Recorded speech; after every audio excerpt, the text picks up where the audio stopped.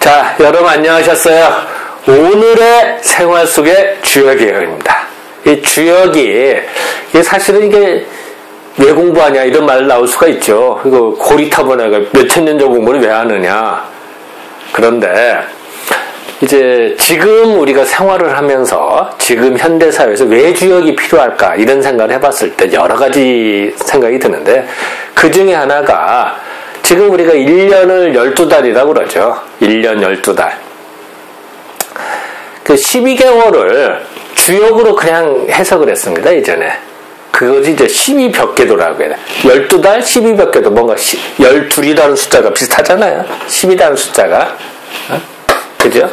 12.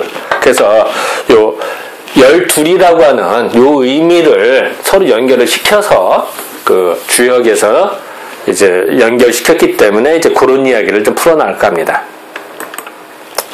자,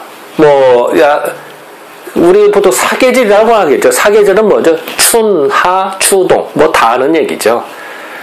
자, 1년은 12달인데, 또 12달을 넓게 보면 추나 추로 나눌 수가 있겠죠. 물론 여러 가지 분류 방법이 있겠습니다만, 우리는 보통 사계절로 분류하는 게 원칙이죠.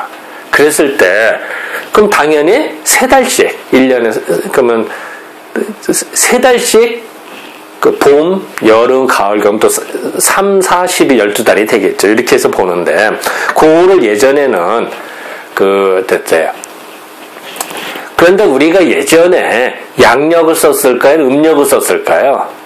이러면 대부분의 사람들이요, 다 음력이라고 말합니다. 맞죠. 음력은 맞는데, 그러면은, 우리가 보통 말 때 24절기라고 그러죠. 춘분, 추분, 입동, 이런 거. 그럼 24절기는 뭡니까? 그거는 양력으로 기준합니다. 즉, 우리는요, 양력과 음력을 동시에 사용을 했습니다, 사실은. 그러면은 왜냐면 양력만 쓰면요, 달의 움직임을 이해를 안 돼서, 물이 들어오고 나가는 때를 맞추기 어려워요. 근데 음력을 쓰면은 물이 들어오고 나가는 걸 잘 알 수가 있고, 밤에 보름달이 뜰지 금음달이 뜰지 알 수가 있어요. 그런데 단점은 1년을 전체로 봤을 때는 계절의 변화가 오차가 납니다. 그걸 보정해주는 것이 24절기예요. 24절기 양력이거든요. 그래서 그 두 개를 우리는 동시에 사용을 했습니다. 우리 많이 들어보시는 거죠. 입춘, 우수, 경침, 춘분 많이 듣는 거잖아요. 그죠? 그래서 또 한 달을 당연히 24절기는 어떻게 돼요? 한 달을 보름씩 나누면 어떻게? 그래서 24개가 되겠죠. 그래서 24절기 됩니다.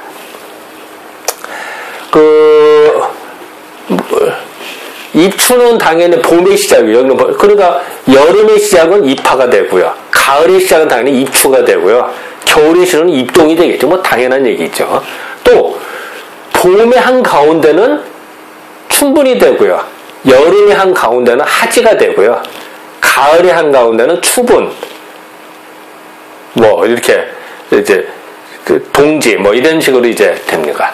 그래서 춘분, 추분, 하지, 동지 이렇게 나오죠. 그러면은 1년 중에 제일 더울 때가 언제일까요?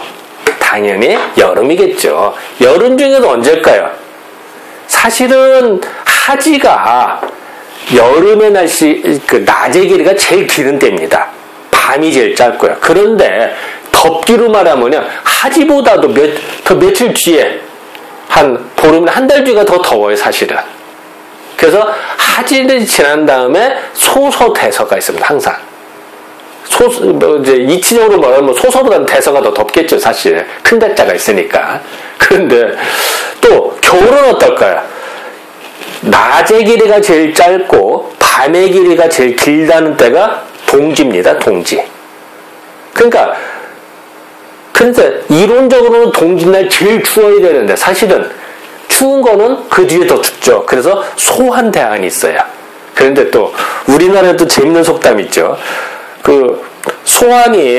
대안이 소환에 놀러 갔대요. 그때가 감기 걸렸대요. 그런 농담이 그런 예화가 있을 때죠. 사실은 대한보다 소안이 더 추울 때도 있어요. 근데 이론적으로 봐서는 소대가 있으니까 대한이 더 춥겠죠, 사실은. 그죠? 그래서 어쨌든, 그런데 재밌는 거는요, 자, 다시요. 하지와 동지를 보면은, 하진날은 낮이 제일 길고요. 동짓날은 밤이 제일 기른 때야. 그런데 예전에 이제 서경에 보면 이런 기록이 나옵니다. 옛날에 수직갱을 크게 팠대요. 예, 구덩이를 엄청나게 크게 파서요. 그 깃털이 있잖아요, 깃털. 그러니까 그 솜털 같은 거. 그 깃털을 이렇게 놓으면요. 동짓날 전날까지는 계속 그 양이 줄어도 그 음이 막 왕성하니까 깃털이 내려가요, 기운이. 그랬다가 동짓날 자시가 되면 딱 멈춘대요. 그러고선 자시 이후에는 깃털이 올라온대요, 오히려. 그 날짜를 딱 찍었대요. 그리고 낮의 길이를 길고 짧고 딱 했더니 제일 낮의 길이가 짧은 때하고 딱 일치해요. 그게 동짓날이라든가. 이제 그런 기록이 나옵니다. 그래서 동짓날에는 겉으로는 음이 제일 왕성한 때입니다만 밑에서는 양기가 생성되는 때로 봅니다. 이제 그런 것들의 이치를 예전에 깨달았다는 거죠. 그래서 그런 것들을 괴로 연결시켜 본 거예요, 이런 식으로. 자, 다시요. 여기 보면은, 여기, 동짓날인데, 사실은 겉으로는 제일 추워이죠. 음요만 있어야 돼. 그런데, 동짓날, 즉, 원래 곤괴 다음에, 곤괴는 음요만 6개가 있어요. 얼마나 춥게. 근데, 그 다음날부터 어떻게 돼? 밑에서부터는 양요가 생기기 시작합니다, 이렇게. 이게 이제 지리복계라고 합니다. 요것이 동짓날이야. 참 그러죠. 그래서 이런 식으로 겉으로는 춥지만 밑에서는 양기가 생겨나니까 밑에서 양기가 막 생겨난 거죠. 아까 솜털이 어떻다고 해서 내려오다가 올라간다고 그래요. 깃털이. 그 올라가는 기운 때문에 그렇다는 겁니다. 자, 또 반대로요. 자, 날씨가 제일 더울 때는 건조가 이게 이제 사실 요 달은요, 요거는 그 음력 기준에 요거 음력 4월 5월에 되는 거예요. 양력이 아니에요, 요거는. 그런데 요 하진날에 밖에서는 양요가 다니는데 그 다음 달부터 밑에부터 음요가 생기잖아요. 그래서 음기가 생기기 시작한대, 이때부터. 그래서 여름에는요, 희한하게도요, 우물물이 있잖아요. 우물물을 이렇게 먹으면 시원하게 느껴져요. 참 희한하다. 겨울에는 따뜻해요. 참 희한하죠. 상대적인 거겠죠. 그래서 여름에는 밖이 더워요. 밖이 덥지만 밑에서는 음기가 막 생기기 때문에 오히려 우물물이 시원하게 느껴져요. 반대로 겨울에는 어떻죠? 밖이 춥잖아요. 밖이 추운데 밑에 지구 내부에서부터는 따뜻한 기운이 올라오기 때문에 우물물이 따뜻하게 느껴지는 거예요. 그래서 심지어는 겨울에 우물물이 나오면 샘물이 나오면 김이 모락모락 날 수도 있습니다. 그런 것들을 볼 수가 있어요. 그런 거를 괴로 성명을 했다. 다시요. 자, 여기서부터 다시 보면 음요가 6개였다가 양요가 밑에 생기기 시작해. 이게 이제 동짓날 시작되는 거예요. 그죠? 그게 복계, 지뢰복계가 다. 그 다음에 이제 양요가 2개가 됐죠. 그러면 이제 음력으로 12월이 되고요. 요거는 양요가 3개, 음요가 3개 남았네. 이게 지천택기가 돼서 이제 봄이 되는 거예요. 이때부터는. 1, 2, 3월이 봄이거든요. 이제 음력 기준에 요거는. 그리고 요거는 양요가 4개니까 2월. 5개, 6개가 됐어요. 6개가 되니까 이때부터는 여름이에요. 이게 여름. 4, 5, 6. 음력으로 4, 5, 6월이 여름이거든요. 그래서 여름이고 그 다음에 다시 여름에도 양요가 많지만 다시 음요가 생긴다고 그랬잖아요. 그래서 의미가 생겨. 근데 요새, 그래서 우리가 5월날, 5월 단오라는 그런 거 들어보셨죠?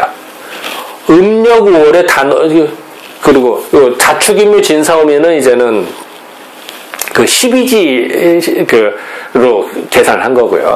그러니까 5월 단오 날에 우리가 뭐 행사하고 그러잖아요. 양기가 막 생성되는 때니까.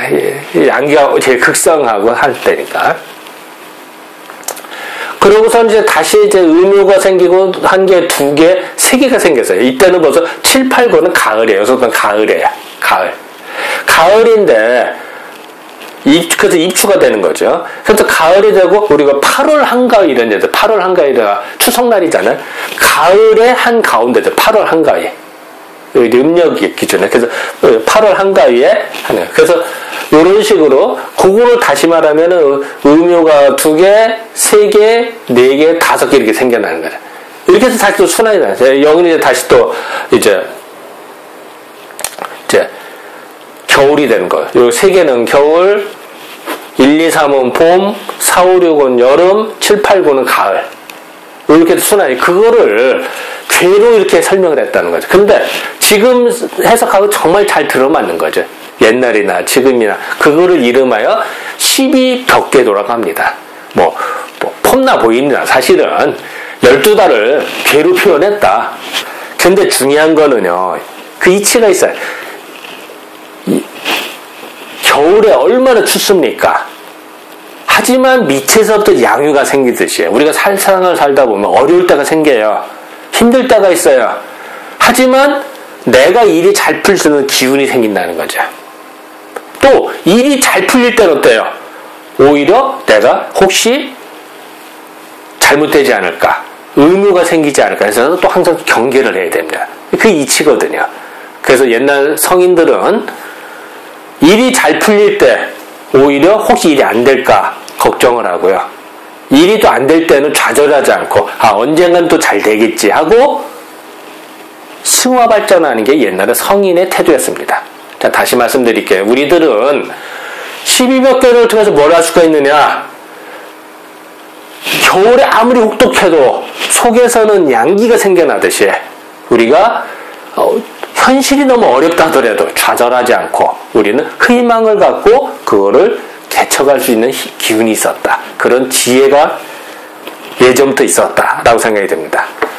그리고 아까 잠깐 얘기했던 12지는 우리 노래도 있죠. 자축이며 신사음이 해서 노래도 있듯이지만 그 동양에서는 항상 중심에 내가 있다고 그랬잖아요. 그러면 중심에 내가 있으면 앞쪽을 보면 어떻게 될까요? 남쪽이 되겠죠.